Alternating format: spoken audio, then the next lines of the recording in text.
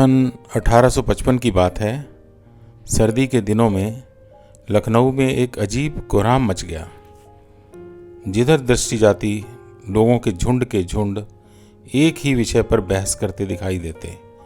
विषय ही ऐसा था, दयाराम गुजर, जो एक पालकी बरदार से उन्नति करते हुए किलेदार के मनसब तक पहुंचा था और ताजदारे अवध का विशेष कृपा पात्र था। आज बेड़ियों में जकड़ा हुआ था। कहते हैं कि उसने भागने का मौका होते हुए भी भागना पसंद नहीं किया और स्वयं को नवाब वाजिद अली शाह रंगीले की न्यायतुला के समक्ष समर्पित कर दिया। उसने कबूल किया कि वह नवाब की बहन शहजादी रौनक जहां का कातिल है। एक साधारण मनसबदार की इतनी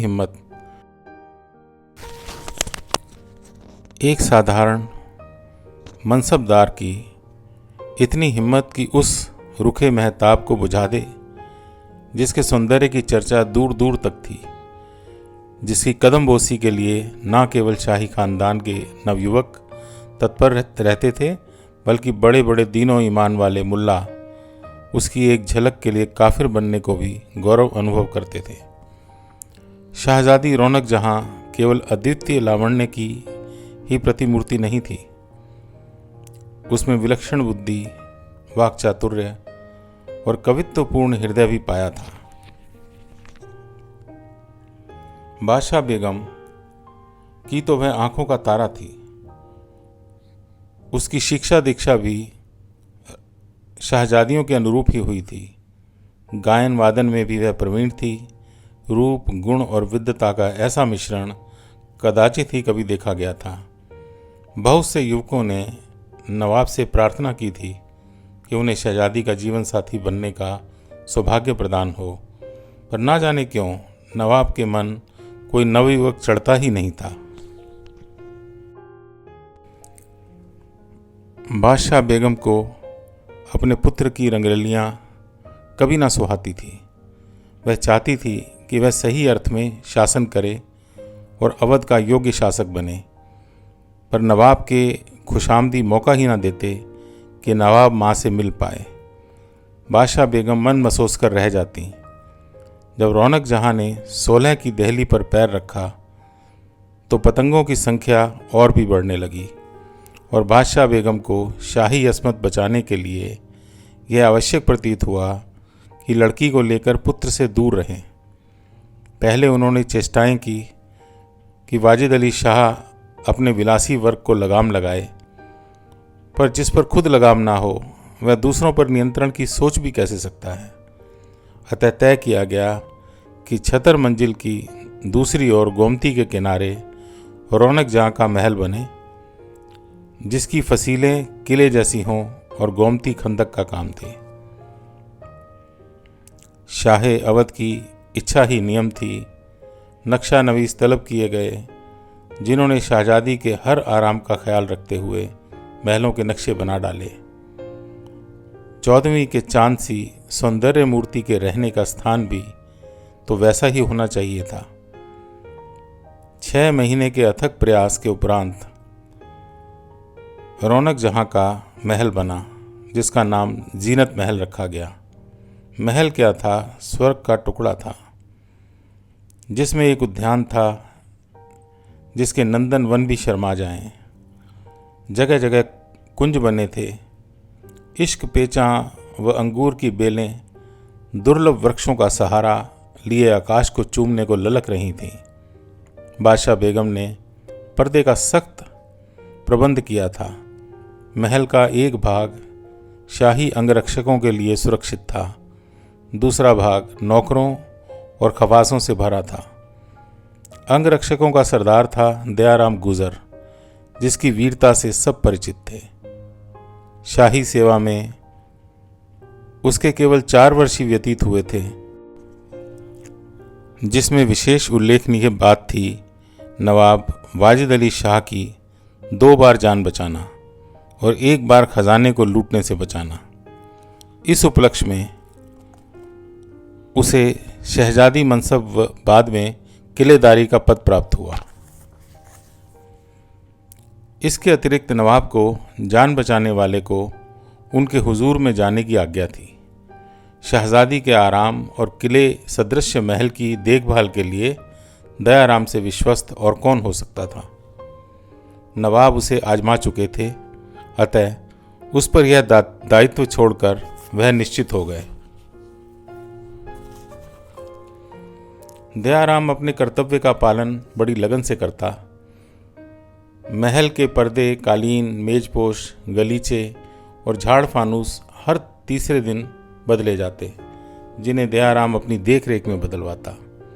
वह अधिक पढ़ा लिखा ना था, पर इतने शीघ्र शाही मिजाज, रस्म व रिवाज और तहजीब के न केवल परिचित ही हुआ, बल्कि दक्ष हो गया कि देखने वाला बिना दाद दिए ना रहे।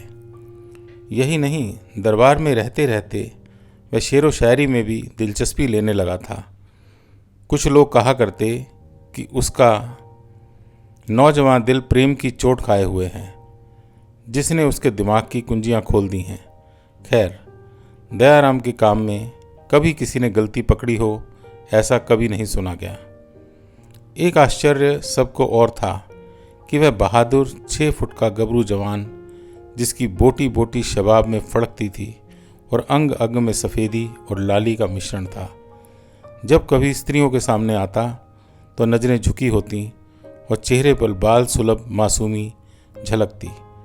या तो कहिए, अब वह शहजादी की सैकड़ों खवासों में से एक भी उसे आकृष्ट ना कर पाई थी। यह ना समझना चाहिए कि किसी ने उसे आकर्षित करने की चेष्टा ही ना की थी। एक दो को छोड़कर सभी प्रयत्न करके हार मान चुकी थीं। यथार्थ में वह सुंदर वीर जिस किसी का भी हो जाता, वह अपने पर बिना इतराए ना रहती। जब सूर्य की पहली किरणें किले के कंगूरों का आलिंगन करती, दयाराम अपने कक्ष से वर्दी से लैस निकलता और सिपाहियों की कवायद का निरीक्षण करता हुआ महल की गश्त लगाता और बादशाह बेगम के सामने पहुंचकर अदब से कोर्निश बजाकर आज्ञा की प्रतीक्षा करता। तो हल्के से पर्दे के आवरण में से शहजादी इस कर्तव्यनिष्ठ युवक को देखती। इस प्रकार 3 वर्ष गुजर गए। शहजादी के समाचार सुनने के इच्छुक लोगों ने सुना कि शहजादी की अल्लड़ जवानी महलों के ऐशो आराम, शेर व शायरी में पलकर गहरी शराब बन चुकी है। खवासें जब कभी मौका पाती, महल से बाहर शहजादी के सौंदर्य के चर्चे सुनाकर इन पतंगों से मुंह मांगा इनाम प्राप्त किया करती। बहुत से तो यह दर्शाते कि अगर उन्हें दास्ताने हुस्न सुनने को ना मिली तो वे जान से हाथ धो बैठेंगे, पर किसी भी सौंदर्य के मतवाले की यह हिम्मत ना होती कि महल की दीवार को लांघकर उस चांद को चूम ले। कारण था दयाराम का भय, जिसके ईमान की दौलत नहीं खरीदी जा सकती थी। आज दयाराम बंदी है। 2 दिन बाद उसका मुकदमा पेश होगा। इंसाफ करेगा ताजदारे अवध, जिसकी गर्दन दयाराम के एहसानों से दबी है। जो अपने जीवन तक के लिए दयाराम का आभारी है, वही दयाराम के जीवन का फैसला करेगा।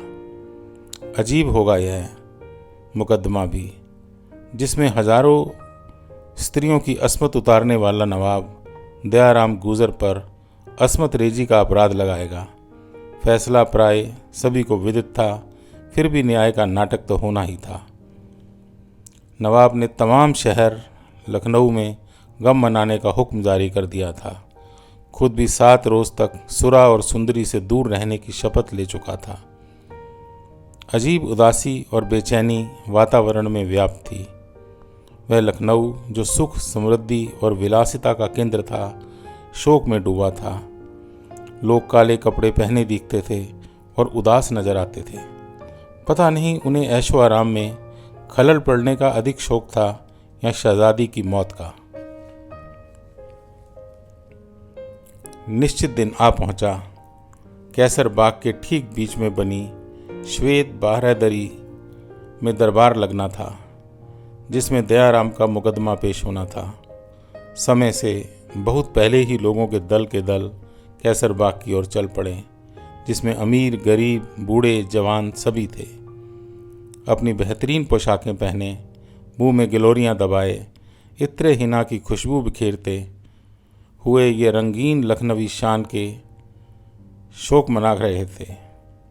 अपने निराले अंदाज में कोई उस मासूम कली के खिलने से पूर्व ही मुरझाने पर अफसोस का इजहार कर रहे थे, कोई दयाराम की हिम्मत पर फिदा थे, कोई केवल जिज्ञासावश ही उपस्थित थे। ऐलान हुआ कि नवाब की सवारी आ रही है। सब बाअदब हो गए, नजरें झुका लीं। पालकियों की एक लंबी कतार बारादरी के फाटक पर आ पहुंची।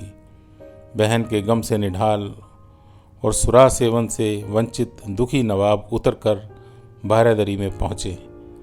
वहां सब अमीरो उमरा अपने अपने स्थान ले चुके थे।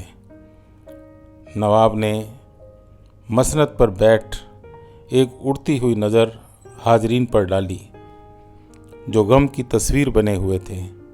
उन्हें देखकर नवाब का गम दूना हो गया। पर्दे की ओट में बादशाह बेगम बेटी के कातिल का इंसाफ देखने बैठी थी। उनके गुस्से से नवाब तक घबराते थे, फिर औरों का क्या कहना। आज्ञा होते ही दयाराम को उपस्थित कर दिया गया। बड़ी निर्भीकता और अदब से उसने नवाब को सलाम किया। लोग आशा कर रहे थे एक ऐसे दयाराम की जो दुखी, पश्चाताप की अग्नि से दग्ध और भयभीत होकर नवाब से प्राणों की भीख मांगता हो।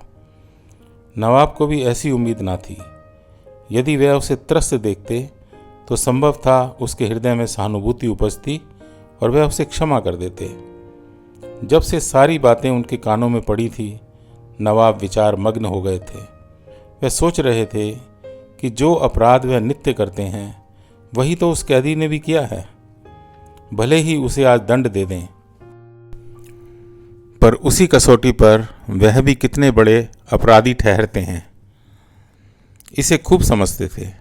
फिर भी उन्होंने अपनी माँ का ख्याल करते हुए कड़क कर कहा, नाबकार, एहसान फरामोश कुत्ते, तू भूल गया वह दिन जब तुम यतीम को हमने अपने साये में पनाह दी थी और तमाम दुनिया की फिक्रों से तुझे आज़ाद कर दिया था। क्या खूब हक़े नमक अदा किया है तूने। तुझे जो भी सज़ा दी जाए तेरे संगीन जुर्म को देखते हुए ना काफ़ी होगी। उफ, तेरे हाथ अपने आका की बहन पर तलवार चलाते हुए कट ना गए। हमारी ही गलती थी कि एक कीड़े को ऊंचा उठाया। बोल, उस मासूम ने तेरा क्या बिगाड़ा था। सबकी आंखें दयाराम पर लगी थी। वह आगे बढ़ा और बोला, हुजूर अनवर, गुस्ताखी माफ़ हो। मैं सज़ा से नहीं डरता। आपका नमक खाया है, आपसे झूठ भी नहीं बोलूँगा, पर अर्ज है कि मेरी बात सुनकर ही फैसला किया जाए कि मैं दोषी हूँ या आपकी बहन रौनक जहाँ। नवाब ने इशारे से आज्ञा दी और दयाराम कहने लगा, 3 साल पहले हुजूर ने मुझे महल की देखभाल करने के लिए नियुक्त किया था। अपना कर्तव्य मैंने 2 साल तक बड़ी मुस्तैदी से निभाया। चांद तारे गवाह हैं जो मैंने कभी किसी नियम को भी तोड़ा हो या बेगम या शहजादी की आज्ञा पूरी करने में कोताही की हो, पर फिर भी मुझे कर्तव्य पालन नहीं करने दिया गया। नवाब के तेवर चढ़ गए, आंखें लाल हो गई। वह चिल्ला पड़े, भला सुने तो कौन तुम्हारी फ़र्ज अदायगी में रुकावट बना। अर्ज करता हूँ गरीब परवर, एक दिन मैं दोपहर में खाना खाकर लेटा था कि एक बांदी आई और बोली, मुझे महल में बुलाया है। मैं जानता था कि आज बादशाह बेगम छतर मंजिल में नहीं थी और 2 दिन बाद वापस आने वाली थी। फिर भी शहजादी की तलबी पर मुझे जाना पड़ा। अपनी आदत के मुताबिक मैं नज़र नीचे किए खड़ा था। शहजादी उस दिन पर्दे में नहीं थी, जिससे मेरी घबराहट और भी बढ़ गई थी। मैंने कहा, सरकार हुक्म दीजिए, बंदा हाजिर है। उन्होंने कहा, दयाराम, तुम्हारे ख़ानदान में कौन कौन है। मैंने कहा, मैं अकेला हूँ। शहजादी बोली, तुम्हारा दिल नहीं घबराता अकेले। मैंने बात बदल कर पूछा, आपने मुझे याद फरमाया था ना। उन्होंने झुंझलाहट भरे स्वर में कहा, हाँ, महल के पर्दे क्यों नहीं बदले गए। मैंने अदब से उत्तर दिया, सरकार, पर्दे कल ही बदले गए हैं, तीसरे दिन बदले जाने का कायदा है। शहजादी क्रोधपूर्वक बोली, बहस मत करो, आज से पर्दे रोज बदले जाएंगे। मैं फौरन इसका प्रबंध करने चल दिया। शाम से पहले ही पर्दे बदलवाने जा पहुंचा। दयाराम, तुम्हारा रंगों का चुनाव बहुत उम्दा है। मैं चौंक पड़ा। शहजादी, आप जर्रे को आफताब बना रही हैं। कहाँ मैं नाचीज़ और कहाँ शाही पसंद। आप बंदे के काम को पसंद फरमाएं, यही क्या कम है? नहीं दयाराम, नहीं, तुम वाकई इंसानों में हीरा हो। हम तुम्हारी कीमत अरसे से जानते हैं, बल्कि हमारा दिल बेअख्तियार तुम्हें पसंद करने लगा है।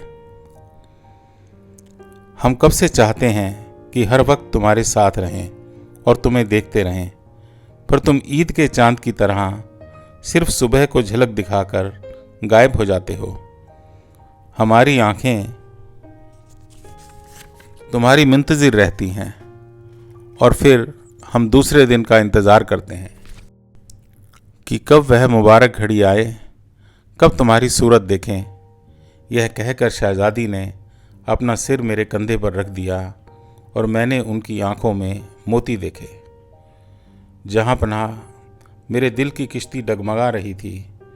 एक तरफ आपके नमक का ख्याल, दूसरी तरफ एक दोशीज़ा की अछूती जवानी दावत दे रही थी। पर शैतान पर ईमान विजयी हुआ। मैं शहजादी को यह कहकर छोड़ आया, शहजादी, धूल कितनी भी ऊंची उड़े सूरज तक नहीं पहुंच सकती। खुद को पहचानिए, हविस की शिकार मत बनिए। वहां से आते ही मैंने बादशाह बेगम को पैगाम भेजा कि शहजादी की तबीयत नासाज है, जो नासाज होती ही है। खबर पाते ही बेगम तशरीफ़ ले आईं। मैंने महल में जाना काफ़ी कम कर दिया। मुझे कभी कभार खवासों से खबर मिलती कि रौनक जहाँ बीमार है। उन्होंने गाना बजाना छोड़ दिया है। हर समय या तो अनबनी सी बैठी रहती हैं या शायरी किया करती हैं। ना मालूम वे खुद मुझे यह समाचार दिया करती थीं या शहजादी उनसे कहलवाती थी, पर मेरी बेचैनी बढ़ती ही जा रही थी। एक दिन सुबह जब मैं बादशाह बेगम को सलाम करके गया, उन्होंने भी गमगीन होकर शहजादी की बीमारी का जिक्र किया। वह सचमुच अपनी चहेती बेटी को दिनों दिन कमज़ोर होते देख रही थीं। उन्हें क्या मालूम था कि उनकी बेटी को ऐसी आग लगी है जो बुझाए नहीं बुझती और लगाए नहीं लगती, जिसमें व्यक्ति की खुशी से तिल तिल कर के जलता रहता है, उफ तक नहीं करता। खैर, मैंने भी कहा कि मुझे शहजादी की बीमारी से बड़ा दुख है। मैं उनके स्वास्थ्य की कामना करता हूँ। मैंने मुश्किल से यह कहा होगा कि सामने पर्दे हिले और शहजादी का दमकता हुआ चेहरा दिख पड़ा। बादशाह बेगम की नज़र कमज़ोर हो चली थी। वह ना देख पाई। मैं लौट आया। उस दिन सुना कि शहजादी खूब हंसी मजाक करती रही और बिस्तर पर कदम नहीं रखा। बगीचे में ही सारा दिन गुजर गया। इस काया पलट का मतलब उसी रात को समझ में आ गया। करीब 12 बजे का समय था कि एक काली छाया महल की दीवार से उतरी, फिर दूसरी, और दोनों में निवास स्थान की ओर चल दी। मैंने भी उसका दबे पांव पीछा किया। एक मेरे कमरे में दाखिल हुई और दूसरी पहरा देने लगी।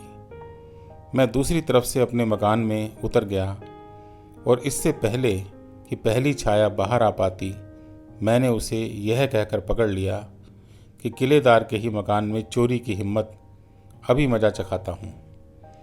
वह काली छाया हंसी, लबादा एक तरफ फेंकती हुई बोली, चोरी का इल्ज़ाम मुझ पर नहीं, तुम पर है, जो किसी का दिल चुराकर आप पत्थर बने हुए हो, और मज़ा आप ही मोहब्बत का हम चख रहे हैं। दयाराम, तुमने हमारा चैन, नींद, खुशी सब छीन लिए हैं। हर वक्त दिमाग में तुम्हारा ही ख्याल रहता है। एक लम्हे भी छुट्टी नहीं देते तुम। मैं शहजादी को कमरे में देखकर हैरान रह गया। बड़ी मुश्किल से इतना कह पाया, शहजादी मुझ पर दया कीजिए। मोहब्बत और दुश्मनी बराबर वालों से निभती है। मेरे आपके बीच इतनी गहरी खाई है जिसे ना आप पाट सकती हैं और ना मैं। वापस जाइए। मुझसे आपकी और अपनी रुसवाई ना देखी जाएगी। अगर आप राज़ी से ना लौटीं तो मुझे अपना और आपका काम तमाम करना होगा। शहजादी ने मेरी तलवार म्यान से खींचकर मेरे हाथ में थमा दी और बोली, संगदिल, लोग कहते हैं कि तू किसी से मोहब्बत कर चुका है, पर नहीं। क्या इंतज़ार किया जाता है कि बराबर वाला मिले तो मोहब्बत करें? कौन सी खाई है जो मोहब्बत से नहीं पाटी जा सकती? दयाराम, मेरी मोहब्बत कबूल करो। मुझसे ना जाने कितने अपनी मोहब्बत का इजहार कर चुके हैं, पर मुझे हंसी आती रही है उन दीवानों पर। मगर तुम मेरी मोहब्बत पर मत हंसना। मैं आज यहाँ से लौटने के लिए नहीं आई। आज या तो तुम मुझे कबूल करोगे या मैं यहाँ जान दे दूँगी। तुम्हारे हाथ में मरने में भी मेरी शान है। आफ़ताब अवध, मैं आपसे पूछता हूँ कि इस हालत में इंसान जिसके पास दिलो दिमाग ही, जिसके खून में गर्मी हो, क्या करता? दयाराम जवाब के लिए कुछ देर रुका और फिर बोला, मैं शहजादी के यौवन और प्रेम की बाढ़ में बह गया। इसके बाद हमारी मोहब्बत की किताब के पन्ने पर पन्ने उलटते गए। हमने जी भरकर मोहब्बत के जाम पिए और पिलाए। समझा कि स्वर्ग केवल कल्पना है। हमारा स्वर्ग तो ज़मीन पर उतर आया था। अब महलों में रोज़ पर्दे ना बदले जाते, बल्कि उस रुपए को बचाया जाता और उन बांदियों में बांट दिया जाता जिन पर हमारा राज जाहिर था और जो हमारी सहायक थीं। इसी तरह कुछ दिन और बीते। एक दिन शहजादी बहुत गमगीन नजर आई। पूछने पर उन्होंने जो बताया उसे सुनकर मुझे तारे दिखने लगे। पैरों के नीचे ज़मीन नाचती दिखाई दी। वह बोली, सरताज, अब हमें यहाँ से चलना चाहिए। हम जल्दी ही 3 होने वाले हैं।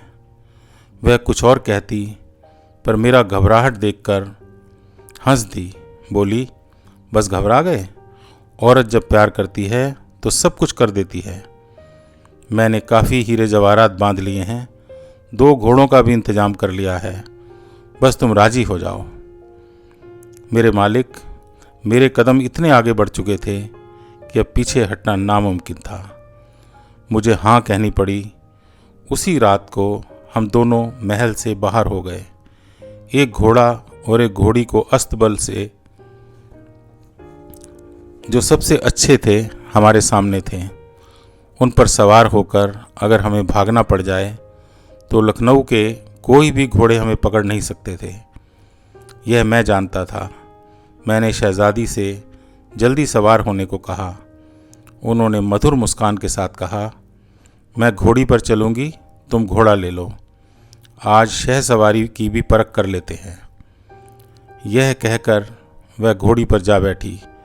चांदनी रात में काली घोड़ी पर उसके सौंदर्य को देखकर परियां भी शर्मा जातीं। मुझे अपनी ओर टकटकी बांधे देखा तो वह शर्मा कर बोली, अब चलोगे भी या ताकते रहोगे? आओ चलें।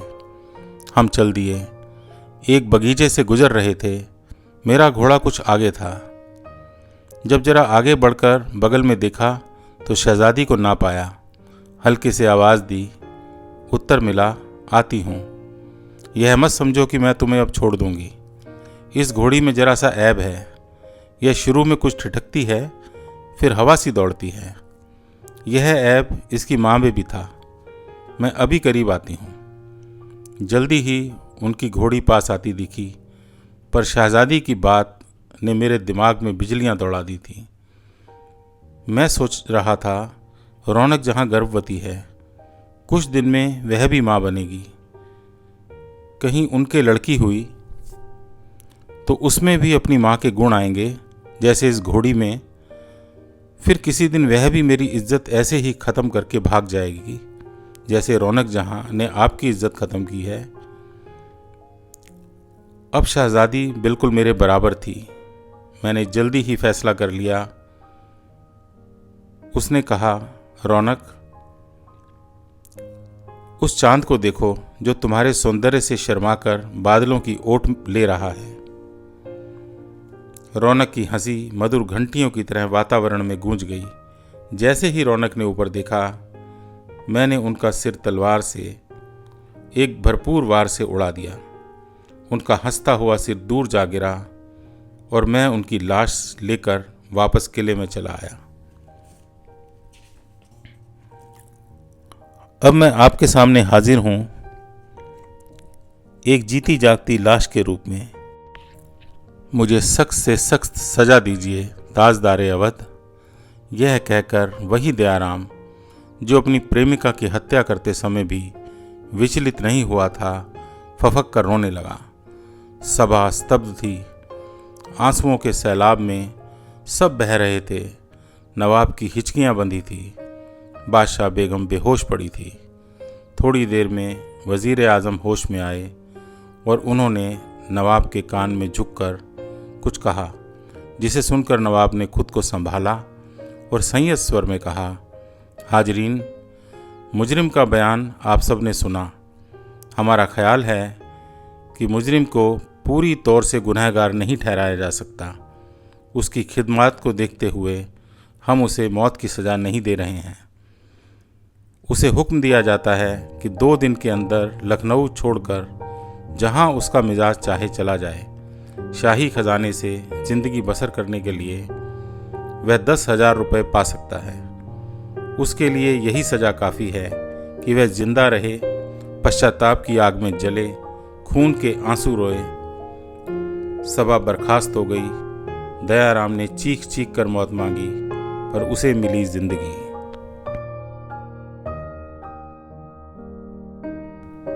Please like, subscribe and press the bell icon.